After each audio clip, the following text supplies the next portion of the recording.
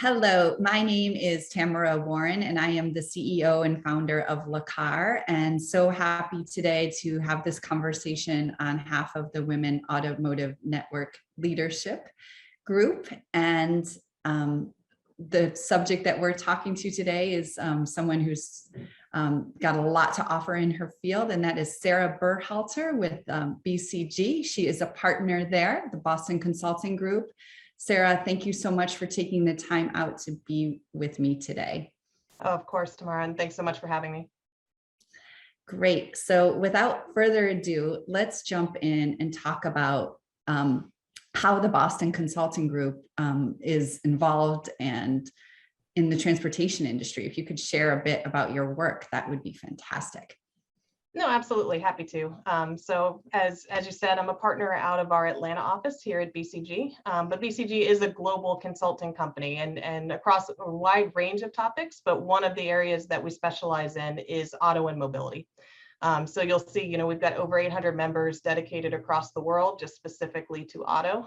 We've got a wide range of clients and projects across the globe.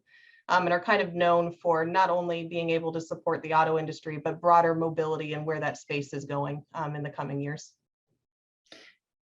And where is it all going, Sarah? Tell me, because it's very confusing from where I'm sitting. There's so much happening in this space and so many challenges that are in the present day and ahead. How do we think about those changes? No, it's an exciting time. I mean, it really is. COVID aside, which I'm sure we'll speak to, because I think as we talk through these, there's been a lot of changes just from that. But I'd say even before that, you're seeing a lot of trends, both just in terms of, where people are living, how they're engaging with mobility. So, I think as we look in the coming years, you'll see more people in kind of urban settings. I don't think you can have a conversation on auto and mobility without talking about the impact of electrification, sustainability, and how companies are really thinking about that. And I think that's not only in terms of like hybrids and cars and how you're looking at it, but also the technology inside. And I think that's opened a whole new world for new entrants. You've got some of these smaller companies coming up. We saw it a lot early in terms of how people got access to their vehicles, but you're seeing it more and more on the technology inside the car and what that represents as well. And then I think the other one that I think I'm personally kind of very involved with and finding very exciting is the role of the ecosystem now. Where before you kind of were able to operate and have your scale and work through. But with these new entrants, with these new technologies, it's really interesting to see how these are coming together and how those big incumbents are kind of taking what they have to offer. I think that dealer network, the scale, the reach, the name, and starting to build these really neat partnerships with some of these new incumbents coming in and these new entrants. And that role of the ecosystem, I think, is going to be increasingly coming to play in the coming years. Super interesting. Could you break down a little bit more about the incumbents? Like, who are these players? What do we need to know about them? And how should we think about them as our industry shifts? Yeah, I mean, I think particularly, speaking specific to the auto space, not broader mobility. I mean, you've got the big auto players, the names that you have in kind of all of the houses, the household names. And as you look on the street, you know what a lot of those players are. I think what you're starting to see is, those historically had kind of the scale, the supply chain, the infrastructure, and their dealer network that went out. And I think what you're starting to see increasingly is you're starting to get some partnerships and some collaborations with the smaller players in order to, for them to build that capability, to build that technology and grow. And then also to give those smaller companies that are just starting up that platform kind of through those networks, through those dealerships and kind of everything that they have to offer there. So we're talking about the OEMs, the car companies, exactly, supplier networks, and the dealer level. Exactly. All the tiers of the auto industry. Interesting. And now when we think about some of the trends there, I mean, maybe we could dig a little bit more into some of the things that you mentioned. You talked about particularly, electrification and autonomy and mobility in terms of COVID. How do you keep up with these trends? How do you gather this information and take stock of it? Yeah, no, and I think it's interesting too, because I think particularly, this was already starting to happen, right? As the consumer was getting more and more confident online. But I think COVID accelerated that. I think the biggest thing, with most people now starting their journey for auto online, you still would see a lot going into dealerships, test driving the car, really making sure that they kind of get there and physically kind of inspect the vehicle. And that was a trust element.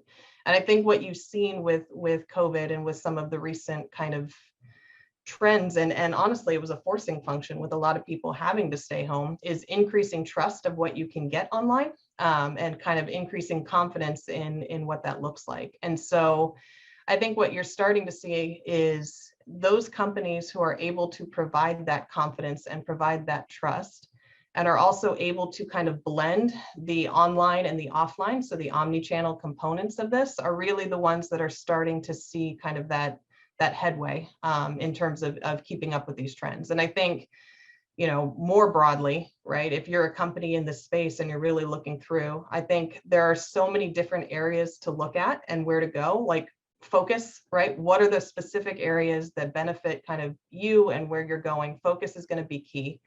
And I think also kind of being willing to let go of some of the status quo and what you've done for years and years. So you have the benefit of scale, you have the benefit of the brand, right? But how do we challenge that, and how do we kind of build the opportunity to grow and to reach the consumers where they are now? And so, to do that, there's a lot of kind of infrastructure elements and challenges, which I'm sure you'll ask about. But in order to do that, it's, investing in data, investing in being able to reach your consumer where they are. And I think more than anything, everyone's so indexed on the digital component of this, but at the end of the day, it comes down to your people. Right. So investing in the talent and making sure that you've got kind of the right resources and the right capabilities in-house as well are just as important. You can have all the data and the infrastructure in the world, but if you don't have the people who understand and support it, you don't kind of win that talent war. Ultimately, you're probably not going to see it all the way through.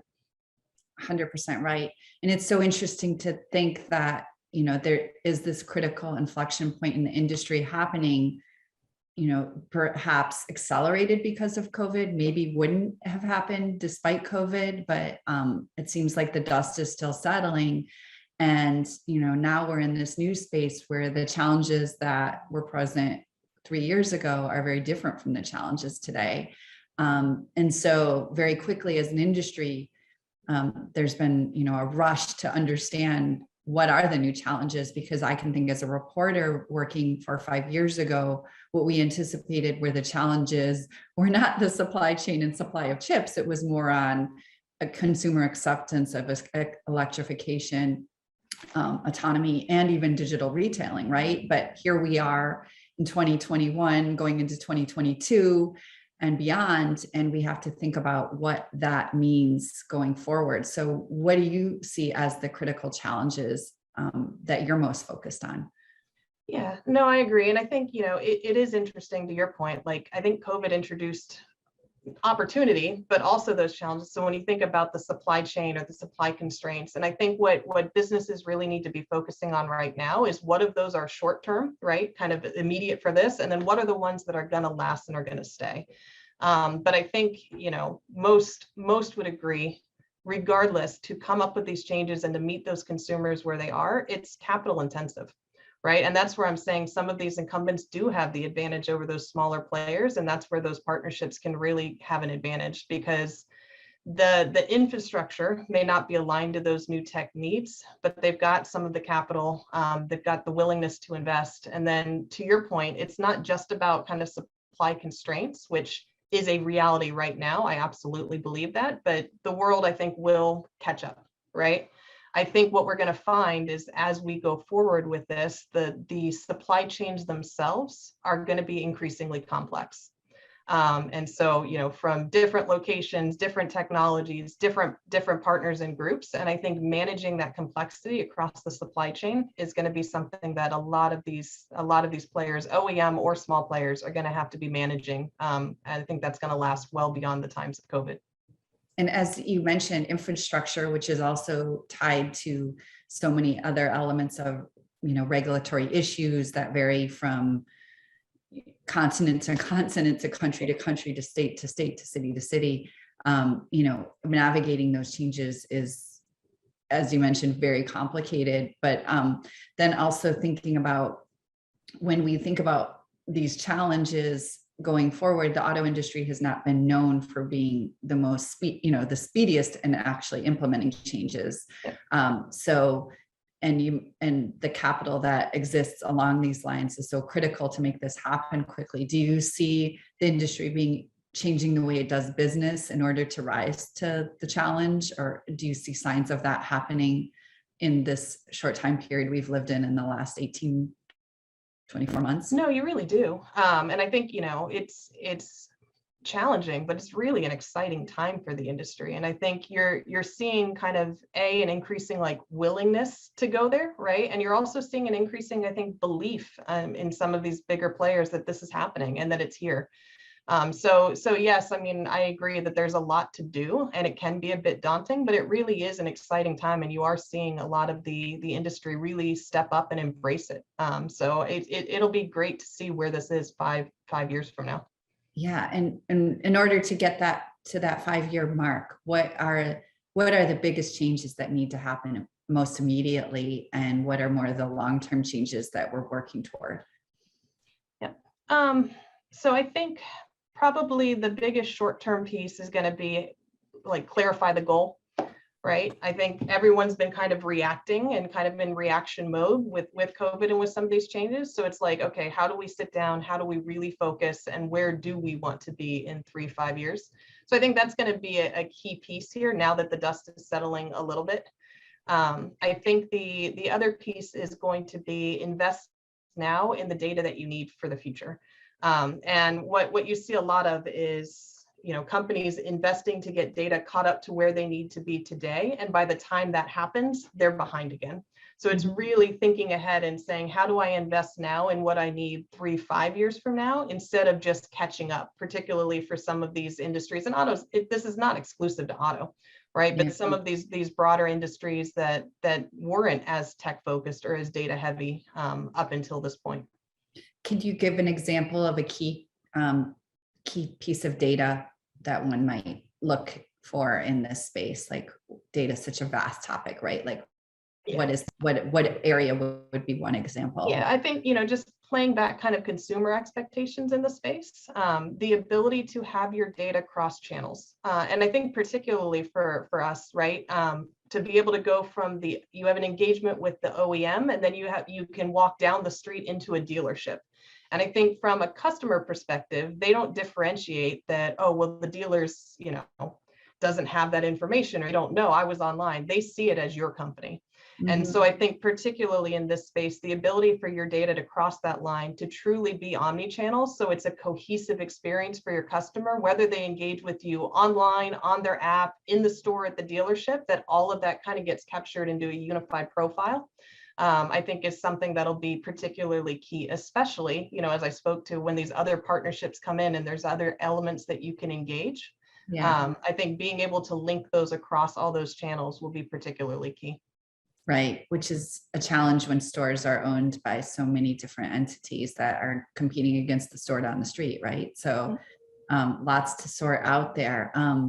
But then when we look at high level pulling back, how, when we think about a lot of these changes, some is top down in organizations, obviously, and you mentioned talent early on in our conversation, and thinking about talent that is top talent, but part of that piece of being top talent is having a diversified workforce that represents the consumers you want to reach, right? So what do you have any particular strategies or advice for organizations as they are looking to think about what diversity, equity, inclusion strategies actually mean in the short term and long term?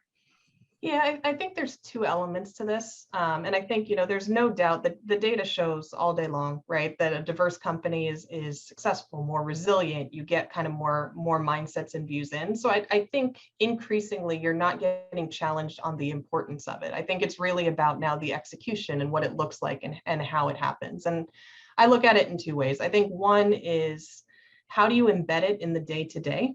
right? It's not one town hall meeting for an hour and it's done. It's really about putting in the processes and the systems to have it in the day-to-day to where everyone feels like their voice matters regardless of where it's coming from, and that the leaders are given the tools to make space for those conversations.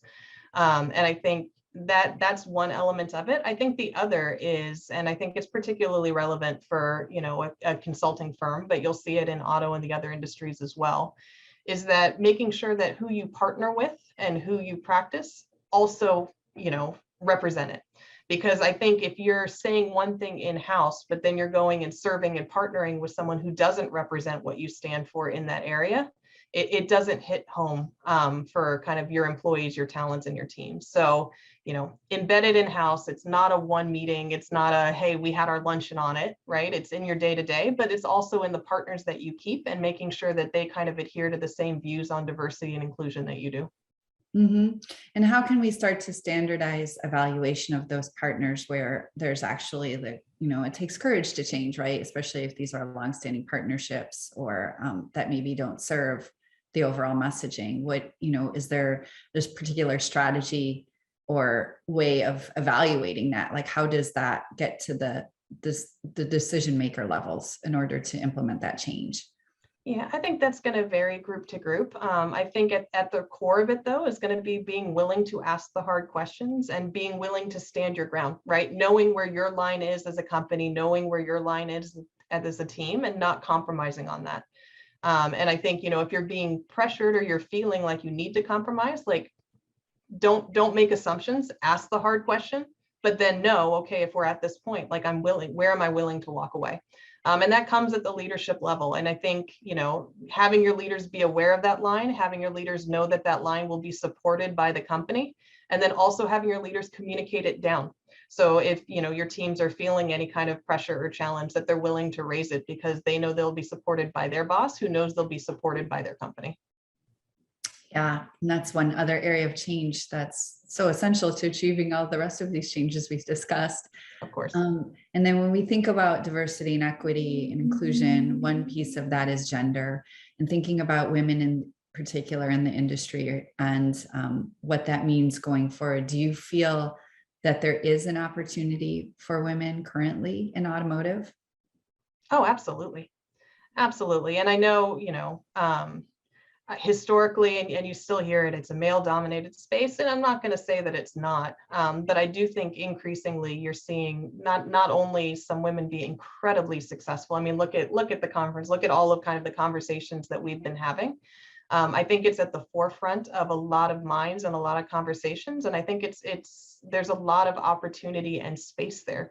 You know, so from the challenges that we've had in the past and from kind of the groundbreakers that we've had, it's introduced a whole world of opportunity for women who are interested in getting into the space. Mm-hmm. And so do you have one word that would sum up that opportunity? I'd say exciting. Exciting would be my word for it.